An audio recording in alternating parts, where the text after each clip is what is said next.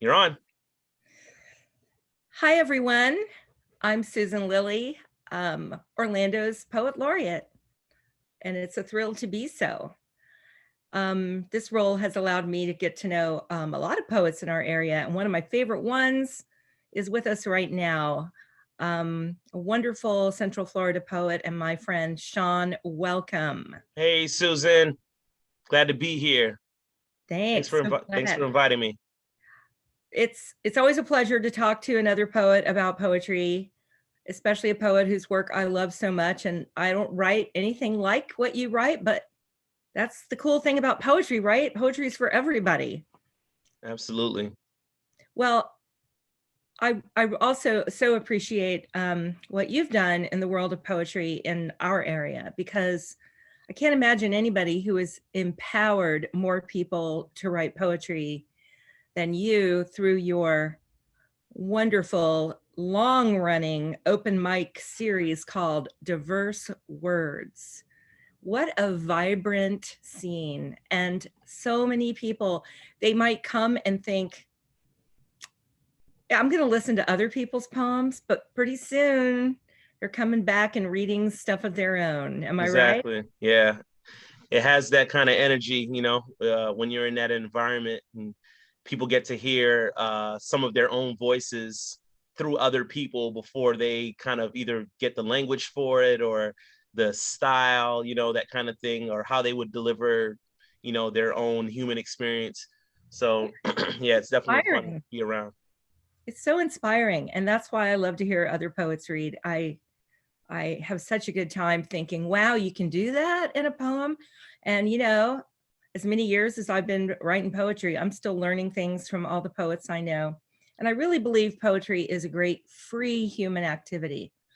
You can make art out of the circumstances of your life, your concerns, your joys, with a pen and a piece of paper. You don't need fancy equipment.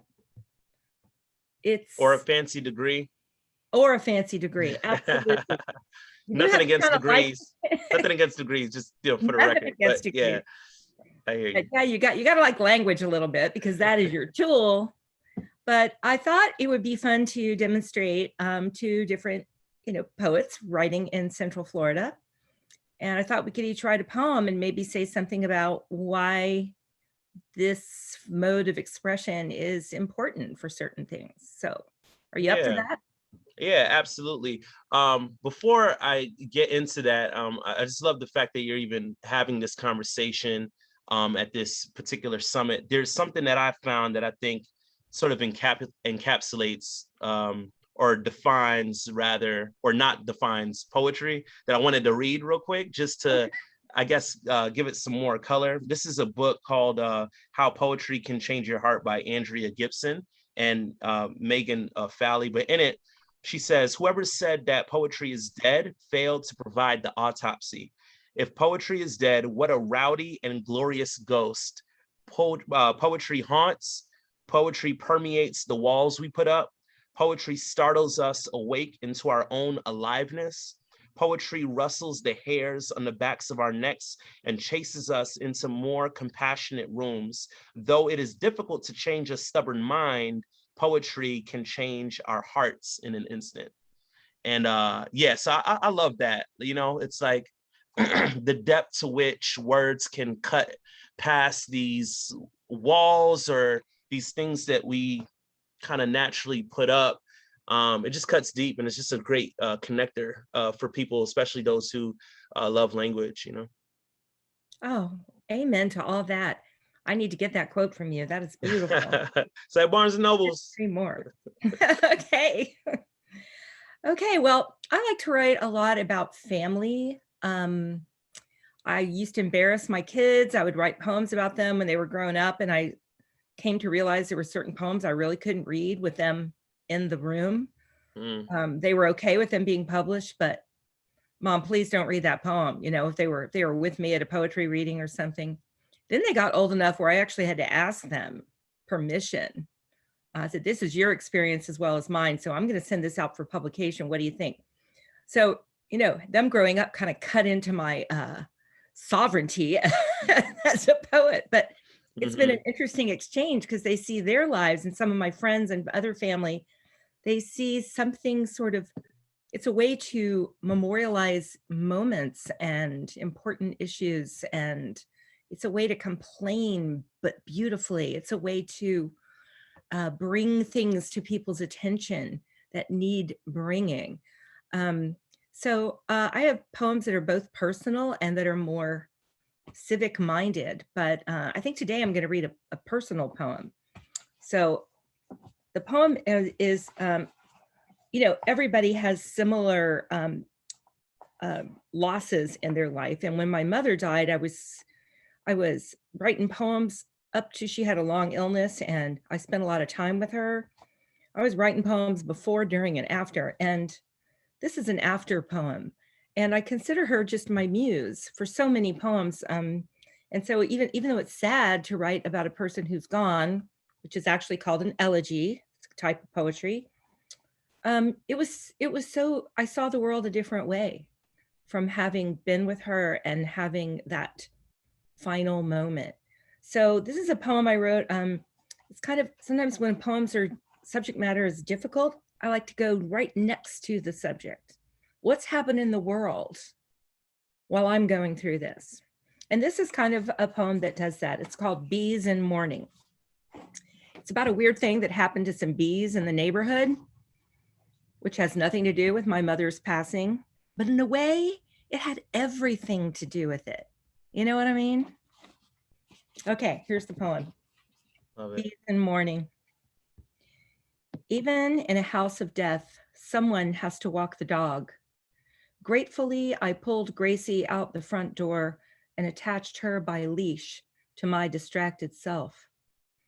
Somewhere on that walk, I began to hear them, soft and faint, like a transistor radio left on in an attic. The frantic hum got louder, and then I saw them, and Gracie stopped still in front of a huge gray scarf, simply levitating above the asphalt. A tinkling swath from one hedged corner to another. They hummed together, each tiny movement sculpting their undulating shape. We stood motionless, more in awe than fright. Relatives came. Someone who knows such things said their queen had died and the bees were lost and blind with confusion. It takes days, he said, but at last the bees will calm, they will dissipate.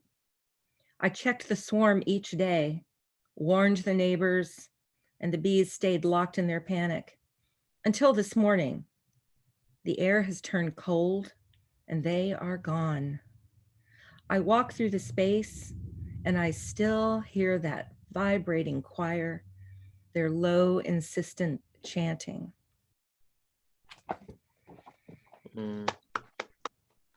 Thank you. Love it, love it. Thank you so much for sharing that, Susan.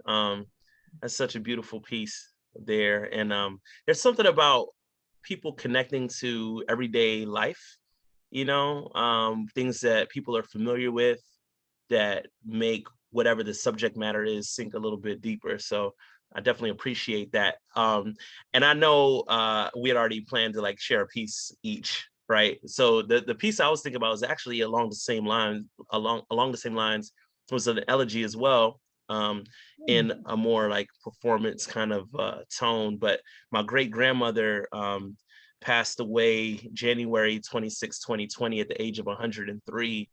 Long, beautiful life. And 5 years ago, the family asked me to write a poem at her 100th birthday celebration. And so this is what I had come up with. But like you, I compared her life to something that happened at the Summer Olympics in 2016, where there's this refugee team who couldn't compete in the Olympics because their country was war torn. They didn't have a stable country to represent them, but they qualified for their sport.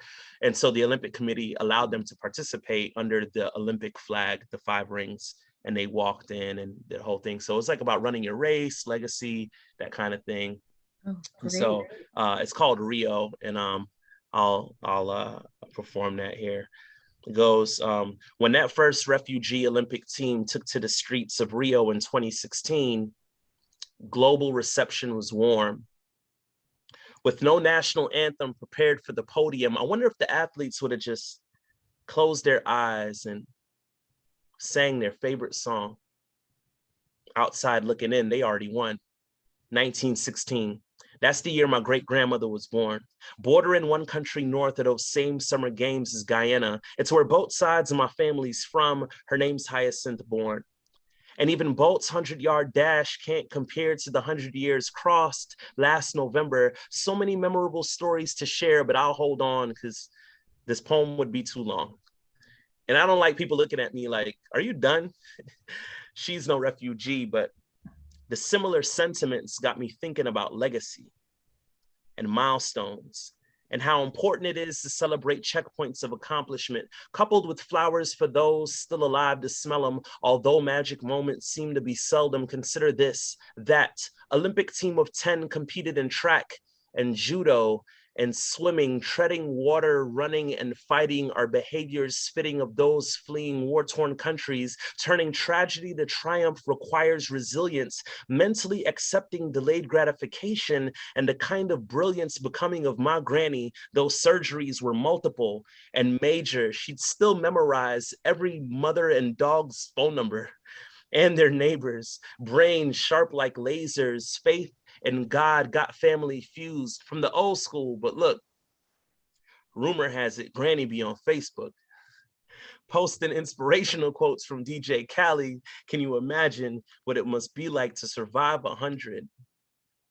Or to go from refugee camp to running in the 800. This is about legacy. We all have a race to run on a world stage, and it looks different for everyone. Let me paraphrase Einstein before I'm done. If you judge a fish by its ability to climb a tree, it will live its whole life believing it is dumb or somehow less. This isn't about what you can't do, my friends. It's a question of how you function best, and what, if not who, were you designed to bless. Between birth and death dates, legacy is built upon the dashes. It's custom made, maybe memorable, definitely matchless. Run, let the breeze brush off the heat of the sun. Add to that legacy, make it a great one. Mark every milestone to the sound of an angelic chorus. And if you ever get discouraged while running long distances, remember to reflect on the legends who blazed trails, cracked and shattered glass ceilings, who are seated before us.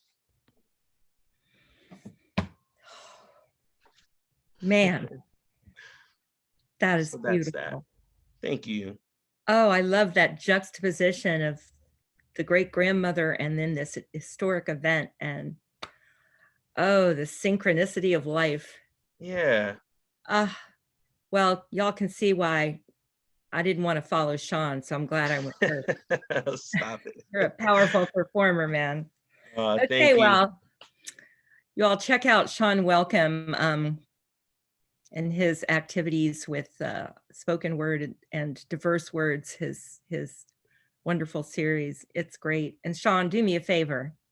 Keep writing those poems. Absolutely. You do the same. I know you've been at it for a while as well, working in the schools and encouraging so many young people to keep writing and performing. I think it's important that they're exposed to all different types of styles of communicating their life experiences. The more words and language we have, the easier it is for us to just process all of the things that just happen, and kind of builds confidence too, you know, because the skill translates to other areas of life, you know. Absolutely. It's not just within the art. So yeah, poetry is not often a bubble. It is part of the power of self-expression, which only grows through that kind of practice as well as others. So yeah, thanks, Shawn.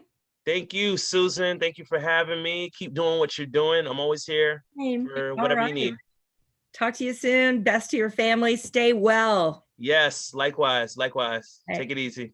You too. Bye. Bye.